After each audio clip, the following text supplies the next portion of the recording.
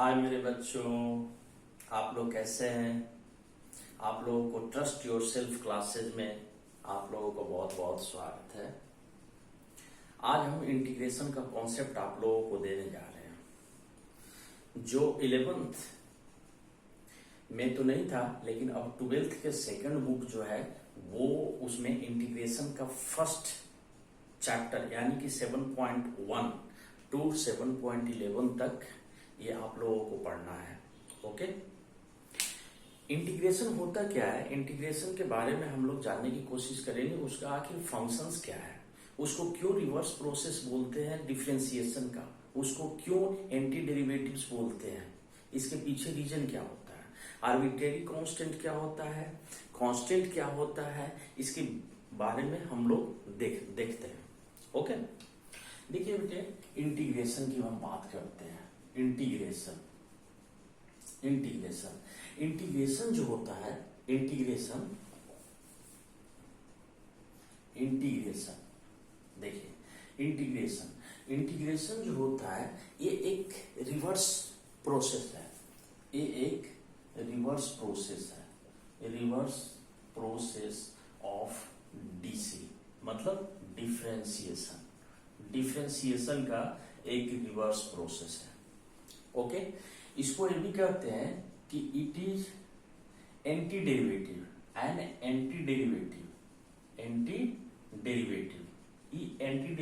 है। इसका हम लोग नया नाम या यूं कहिए कि इसको प्रिमिटिव भी बोलते हैं, प्रिमिटिव भी कहते हैं। अब सवाल उठता है कि इंटीग्रेशन डिफरेंशिएशन का ही रिवर्स प्रोसेस क्यों बोला जाता है, रिवर्स प्रोसेस क्यों करते हैं। इसके पीछे कुछ तो लॉजिक होगा, कुछ तो कारण होगा कि ये रिवर्स प्रोसेस है। तो एक्चुअली होता क्या है कि देखिए, आप लोग मान लिए कि जैसे कि एक कोई भी फंक्शन है fx प्लस सी, इसका जो हम डीसी निकालते हैं, जब हम डीसी निकालते हैं, ओके, तो सपोज कीजिए कि इसका जो डीसी आया fx आया, और जब हम ये कह रहे हैं कि रिवर्स प्रोसेस है, इंटीग्रेशन जो है इसी डीसी का रिवर्स प्रोसेस है, दैट मीन्स कि अगर इसको हम fx और dx को, देखिए सिंपल वे में अगर आप लेना चाहें तो देखिए fx को dx से मल्टीप्लाई कर दीजिए। ओके, तो जब हम इसको मल्टीप्लाई करते हैं तो ये आ जाता है fx और प्लस c। ओके, अब देखिए यहाँ पे c यही क्यों आया, अलग क्यों नहीं आ सकता। तो देखिए, हो सकता है कि ये जो c है ना, इस c को आर्बिट्रेरी कांस्टेंट कहते हैं। इसका जो नाम है ये एक कांस्टेंट है। तो ये किस तरीके के कांस्टेंट है, ये कांस्टेंट है arbitrary constant. Okay, arbitrary constant किसको कहते हैं मेरे बच्चों, ये आर्बिट्रेरी कांस्टेंट और कांस्टेंट में बहुत अंतर होता है। कैसे, देखिए एक एग्जांपल देते हैं। आप जो है इवन नंबर ले लीजिए 2 4 6 8 10 डैश डैश डैश। इसका एक जनरल फॉर्म हम कैसे लिखेंगे, जनरल फॉर्म हम लिखते हैं कैसे, इसको हम लिखते हैं 2n, जहां की n belongs to natural number. तो एक्चुअली देखिए, यहाँ पे जो 2 है ना, ये एक फिक्स्ड है, प्लस नोन भी है, आप इस बारे में जानते हैं, ठीक है। लेकिन ये जो है ये फिक्स्ड नहीं है, नॉट फिक्स्ड भी नहीं है, और नॉट नोन, हमें जानकारी भी नहीं है, नॉट नोन। तो इस तरीके की जो क्वांटिटी होती है इसी को हम लोग कहते हैं आर्बिट्रेरी नंबर कहते हैं। ओके, इसको कहते हैं आर्बिट्रेरी नंबर। आप लोग वीडियो पॉज करके इसे उतार लीजिए, फिर हम आगे बढ़ते हैं। ओके, देखिए इंटीग्रेशन के बारे में बताया, एक रिवर्स प्रोसेस ऑफ डिफरेंशिएशन है, और इसको एंटी डेरिवेटिव्स भी कहते हैं, इसको प्रिमिटिव भी कहते हैं। तो रिवर्स प्रोसेस ऑफ डिफरेंशिएशन या एंटी डेरिवेटिव्स या प्रिमिटिव हम क्यों कहते हैं, तो इसके पीछे एक लॉजिक ये है, यही लॉजिक है कि अगर कोई फंक्शन एफ एक्स प्लस सी को अगर डीसी निकालते हैं, तो सपोज कीजिए कि कैपिटल ए फॉर एक्स आया, कैपिटल ए फॉर एक्स आया, और रिवर्स प्रोसेस कहने का मतलब है कि अगर हम इसको रिवर्स कर दें तो यही चीजें आनी चाहिए, तो एग्जैक्टली यही चीजें आनी चाहिए, बिल्कुल आनी चाहिए। तो एफ कैपिटल एफ एक्स को इंटीग्रेट करते हैं तो ये आ जाता है एफ एक्स प्लस सी। अब सवाल उठता है कि सी अलग अलग होगा, सी आखिर है क्या? सी एक कांस्टेंट है। किस तरीके का कांस्टेंट है? तो एक आर्बिट्रेरी कांस्टेंट है। आपको एग्जांपल देकर समझाया कि अगर इवन नंबर है, इवन नंबर को कैसे लिखते हैं, 2 4 6 8 10 12 डैश डैश इंफिनिटी तक आप चलते रहिए। ओके, अगर इसको जनरल फॉर्म में लिखना चाहते हैं तो ये जनरल फॉर्म में 2n लिख सकते हैं। n का वैल्यू 1 2 3 4 5 6 7 8 आप डालते जाए, ये इवन नंबर आपके मिलते जाएंगे। ओके, इवन नंबर मिलते जाएंगे। तो देखिए ये जो 2 है, इस 2 के बारे में हमें पहले से जानकारी है, मतलब ये एक फिक्स्ड क्वांटिटी है, और प्लस ये नोन है, हमें जानकारी है। तो जब जानकारी है तो इसको कहते हैं कांस्टेंट। ये जो चीजें हैं यही है कांस्टेंट, इसी को कहते हैं कांस्टेंट। लेकिन n मैंने क्या बोला कि ये एक नेचुरल नंबर है। अब जब नेचुरल नंबर है तो नेचुरल नंबर में तो इंफिनिटी तक कोई भी नंबर है। अब सवाल उठता है कि इंफिनिटी तक कोई भी नंबर है तो कोई भी वैल्यू 1 से लेकर के इंफिनिटी तक कोई भी वैल्यू डाल सकते हैं। तो नॉट फिक्स्ड, ये फिक्स्ड नहीं है, और ना ही हम जानते हैं कि 1 ले, 2 ले, 3 ले, 4 ले, कैसे ले। तो इस तरीके का जो डिजिट या कोई भी नंबर होगा इसको कहते हैं आर्बिट्रेरी कांस्टेंट। आप इसको वीडियो पॉज कर लीजिए, उतार लीजिए, अदरवाइज स्क्रीनशॉट ले लीजिए, हम आगे बढ़ते हैं। ओके बच्चों, आप लोग कुछ आपको एक बेसिक स्ट्रक्चर आपको इंटीग्रेशन का पता हो चुका होगा। अब देखिए इसको इंटीग्रेशन क्या है वो आपने आपको बता दिया। अब इसका सिंबल के बारे में देखिए, इंटीग्रेशन का जो सिंबल है आपका, जैसे हमने लिखा एफ एक्स डी एक्स और एफ एक्स प्लस सी। ओके, तो जो एफ एक्स है ना, इसको कहते हैं इंटीग्रैंड बोलते हैं। ओके, और ये जो है ये इसी को इंटीग्रल करना होता है, इसको कहते हैं इंटीग्रल। और ये है साइन ऑफ इंटीग्रेशन, ये ध्यान रखिएगा, साइन ऑफ इंटीग्रेशन है, साइन ऑफ इंटीग्रेशन। इसको इंटीग्रैंड बोलते हैं, इसको इंटीग्रल बोलते हैं, इसको साइन ऑफ इंटीग्रेशन बोलते हैं। ओके, अब जो बेसिक चीजें हैं आपको बताते हैं कि ज्योमेट्रिकल रिप्रेजेंटेशन कैसा है, ज्योमेट्रिकल रिप्रेजेंटेशन ऑफ इंटीग्रेशन क्या होता है, इसके बारे में जानकारी होना बहुत इंपॉर्टेंट है। अब आइए geometrical interpretation of indefinite integral. आप लोगों को दिख नहीं रहा होगा, ये जो है, मैं थोड़ा सा स्टैंड को आगे करता हूं, geometrical interpretation of indefinite integral, इसके बारे में हम जानकारी लेंगे। Geometrical interpretation of indefinite integral. अब आइए इसको बस थोड़ा सा कैमरा ही गया। ओके, आगे ये देखिए, एक इंडेफिनिट की हमने चर्चा नहीं किया, लेकिन एक चीज आपको मैं बता दूं, मैंने जो लिखा एफ एक्स डी एक्स आया था एफ एक्स प्लस सी।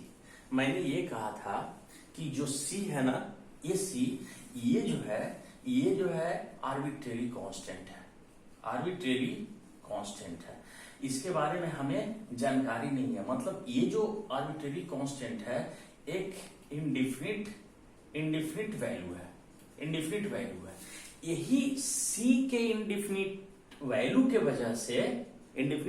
वजह से इस जो इंटीग्रेशन है, इंडेफिनिट वैल्यू के कारण जो इंटीग्रेशन होता है, इसी इंटीग्रेशन को हम लोग कहते हैं इंडेफिनिट इंटीग्रेशन कहते हैं। ध्यान रखिएगा। इंडेफिनिट इंटीग्रेशन कहते हैं। ओके, इंटीग्रेशन का दो पार्ट है, इंटीग्रेशन का दो पार्ट है। इंटीग्रेशन का पहला पार्ट है इंटीग्रेशन, पहला पार्ट है इंडेफिनिट इंटीग्रेशन, इंडेफिनिट इंटीग्रेशन, और सेकंड पार्ट है डेफिनिट इंटीग्रेशन, डेफिनिट इंटीग्रेशन, ये इंटीग्रेशन। ओके, देखिए इनडेफिनिट इंटीग्रेशन में सी अननोन वैल्यू है, लेकिन डेफिनिट इंटीग्रेशन में सी नहीं लिखा जाता है। क्यों नहीं लिखा जाता? क्योंकि इसमें एक लिमिटेशंस दे दिया जाता है, इसको कहते हैं लोअर लिमिट, इसको कहते हैं लोअर लिमिट, और इसको कहते हैं अपर लिमिट, अपर लिमिट। कोई भी function F x D x है, ठीक है, तो यहाँ पे एक लिमिटेशंस दे दिया जाता है। अब सवाल उठता है कि जब आप लिमिटेशंस देंगे तो आप उसको बॉन्ड कर दिए, आप एग्जैक्टली उसको बांध दिए, इसीलिए कोई भी सी आर्बिट्रेरी कांस्टेंट हो यहाँ पे ये बात हट जाती है। आप आर्बिट्रेरी कांस्टेंट नहीं दे सकते कि जो मर्जी है वो आप रख सकते हैं, ठीक है। एक और कॉन्सेप्ट इसमें हम आपको बताते हैं, एक और कॉन्सेप्ट, इसको आप लोग नोट कर लेंगे। ओके, इसको नोट कर लेंगे, बेहद इंपॉर्टेंट है ये चीजें। एक मैं आप लोगों को बताना ये चाह रहा था कि एक हम एग्जांपल लेते हैं। एग्जांपल जो लेते हैं, देखिए y बराबर, मान लिए सपोज करो कीजिए कि x4 + 8 लेते हैं, ये वाला x4 + 8, फिर y = हम लेते हैं x4 - 2, फिर हम लेते हैं y बराबर x4 + √3। इस तरीके से हम केस ले लेते हैं। अब हम चाहते हैं इसका डीसी निकालना, तो इसका डीसी निकालिए, तो इसका dy/dx निकालिएगा तो क्या हो जाएगा, इसका जब डीसी निकालिएगा तो ये हो जाएगा 4x3। अब आपको पता है, क्योंकि फर्स्ट बुक 11th भी आप लोगों ने पढ़ा होगा, तो आपको पता है कि किसी भी कांस्टेंट का जो डीसी होता है वो होता है 0। अगेन इसका देखिए dy/dx, तो ये क्या हो गया 4x3 और -0, अल्टीमेटली कितना आ गया 4x3। यहां भी क्या आ गया 4x3 आ गया। सिमिलरली dy/dx जो कीजिएगा ये 4x3 और +0 मतलब 4x3। तो आपको एक चीज समझ में आ गया होगा कि जब हम बोल रहे थे कि इंटीग्रेशन जो होता है रिवर्स प्रोसेस होता है, और साथ में हम जो बता रहे हैं इनडेफिनिट इंटीग्रेशन के बारे में बता रहे हैं।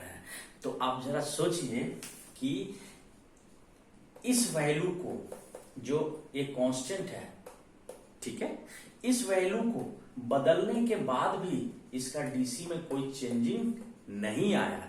इसीलिए जब इंटीग्रेशन करते हैं तो एक कांस्टेंट देते हैं जिसको हम सी कहते हैं, और उस सी को किस तरीके का कांस्टेंट कहते हैं, उसको कहते हैं आर्बिट्रेरी कांस्टेंट कहते हैं। ओके, देखिए आर्बिट्रेरी क्यों, इसलिए कि वहां पे हमें पता ही नहीं है कि कौन सा वैल्यू है। जरा देखिए यहाँ पे +8 -2, इसी तरीके से हजारों लाखों के संख्या में आप वैल्यू देते रहेंगे। ओके, तो आपको नहीं लगता है कि एक तरह से ये एक फैमिली ऑफ कर्व्स के रूप में काम कर रहा है? ठीक है, ये एक फैमिली ऑफ कर्व के रूप में काम कर रहा है। ये एक फैमिली है, देखिए 4x3 4x3 4x3, ये सिर्फ ये अंतर है, इस कांस्टेंट का अंतर है। यही वजह है कि जो हम इंटीग्रेशन में जो fx और dx लिखते हैं यहाँ, तो आपको हम दे देते हैं fx और +c। यही c है, यही भाई साहब c है, जिसको c आर्बिट्रेरी कांस्टेंट, जिसको पता नहीं है कि ये जो c क्या होगा, ये पता नहीं है। क्योंकि आप यहां देख रहे हैं कि डिफरेंट वैल्यू होने के बावजूद भी जो डिफरेंशिएशन वो एग्जैक्ट क्या आ रहा है, सेम आ रहा है। इसका मतलब ये सब एक ही फैमिली का है, फर्क सिर्फ किस चीज का है, एक आर्बिट्रेरी कांस्टेंट का है। तो इस बात को ध्यान रखिएगा कि एक आर्बिट्रेरी कांस्टेंट का है। ओके, अब नेक्स्ट आइए,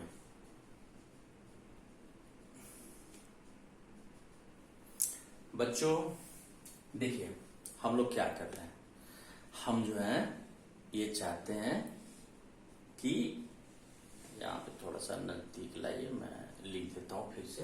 देखिए ये है, ये लिखना चाह रहा था इंडिफिनिट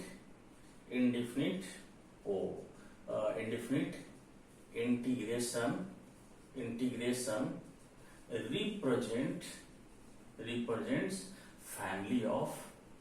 फैमिली ऑफ कर्व। ये एक्चुअली हम लोग चाहते क्या है, हम लोग चाहते हैं कि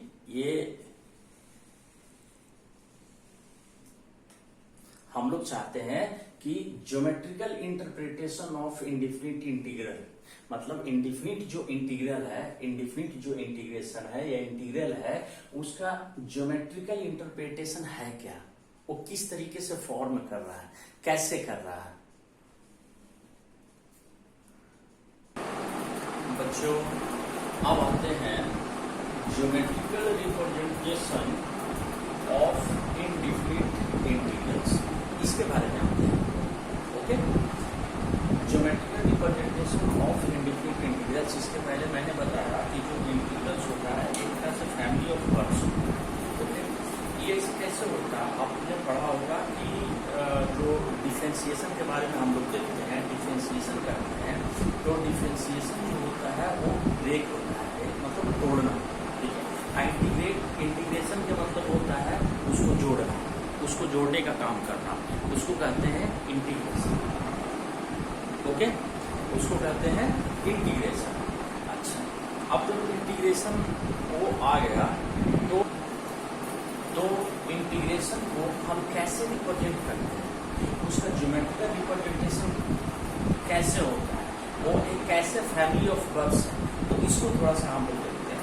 ओके, जैसे एक आपने कोई फंक्शन f(x) को x मान लिया, कोई फंक्शन है x, इसको हम इंटीग्रेट करते हैं f(x) और dx, दैट मीन्स x और dx, इसका इंटीग्रेशन जो होता है आगे मैं पढ़ाऊंगा इसका क्या इंटीग्रेशन होता है।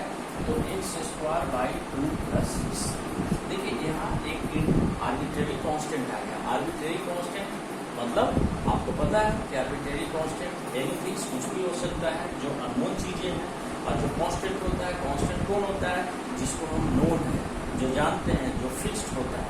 लेकिन यहाँ पे आर्बिट्रेरी कांस्टेंट है, आपने पहुंच करके उतार दिया होगा, बहुत अच्छी बात है। नहीं तो अदरवाइज एक बार और फिर से देख करके आप इसको उतार दें, इसको डिक्टेट कर लें तो ज्यादा बेहतर है।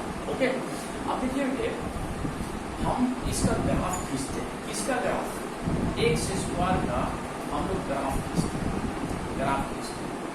ओके, आपको नहीं लग रहा है कि ये जो y = x² है, जो x के फंक्शन में है, ये आपको पैराबोला है।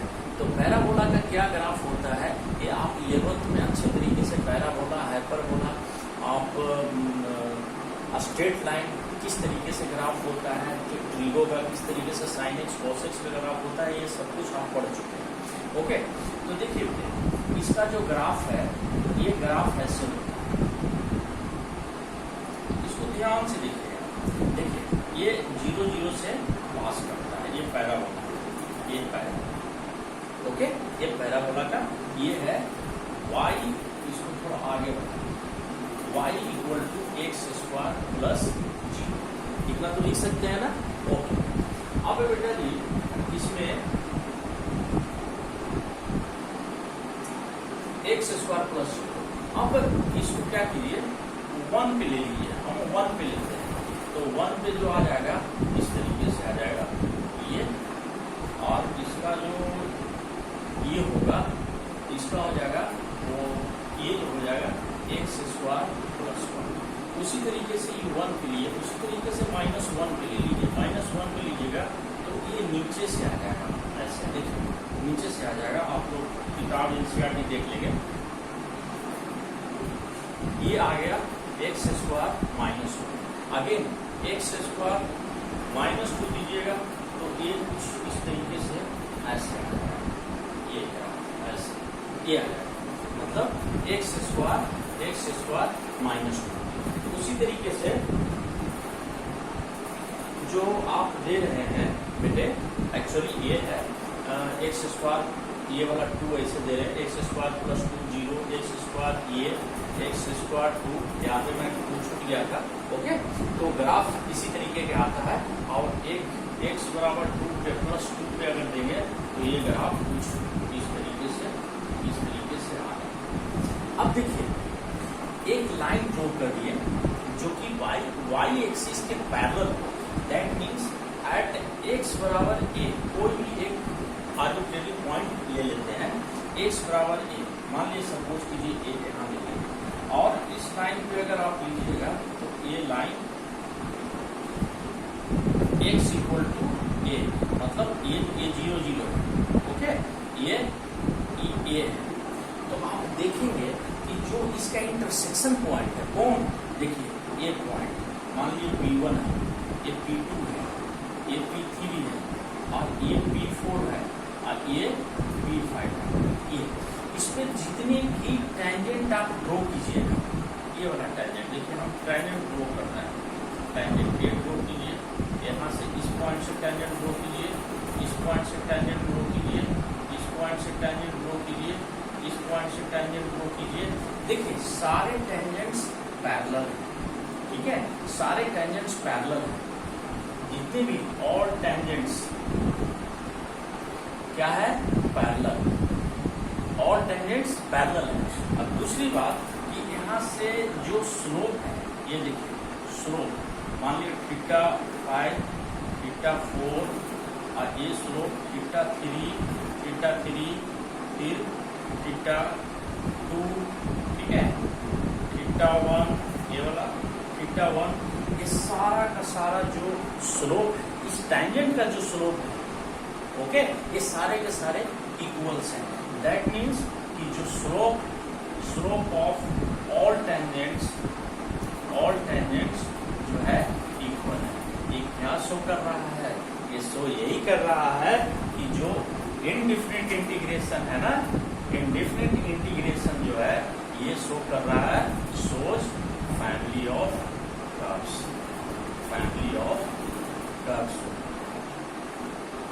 ओके। तो आपको मैं एक बार फिर से इसको कर देता हूँ, ठीक है, कि मान लीजिए कोई फंक्शन एक्स लेते हैं, इसका इंटीग्रेशन करते हैं, तो इंटीग्रेशन जो है आगे मैं बताऊंगा कि ये इंटीग्रेशन कैसे हो।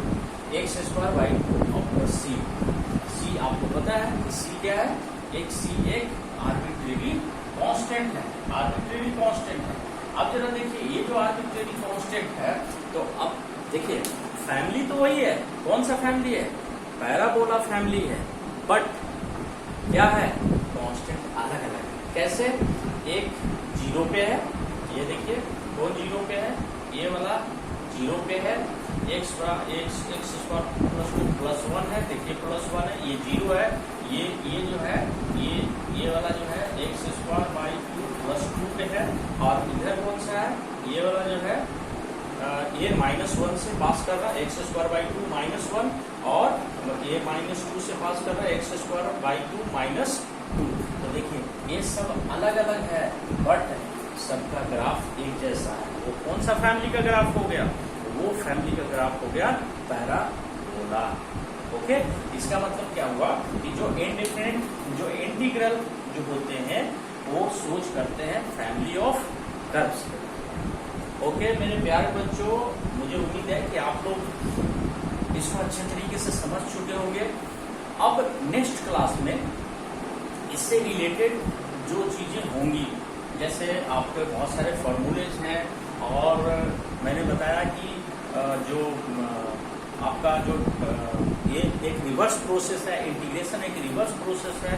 तो रिवर्स प्रोसेस कैसे है वो तो मैंने बता दिया, लेकिन इसके फॉर्मूले किस तरीके से रिवर्स करते हैं, एंटी डेरिवेटिव कैसे है, तो वो सब सारे फॉर्मूले डिस्कस करेंगे। ओके, बेस्ट ऑफ लक, और ट्रस्ट योर सेल्फ क्लासेज में ऑलवेज आप लोगों का वेलकम होगा। कोई भी दिक्कत आएंगी आप कमेंट बॉक्स में जा करके आप लिखेंगे, बताएंगे, हिचकिचाने की जरूरत नहीं है। आप लोग बेधड़क हमसे किसी भी मैटर पे, मैथ्स में IIT लेवल हो या किसी भी अन्य कंपटीशन से रिलेटेड कोई भी लेवल का आपका एग्जाम पूछने वाले हो, कोई भी मैथ्स में दिक्कत हो प्लीज कमेंट कीजिए और ठीक से पढ़िए। Best of luck, thank you.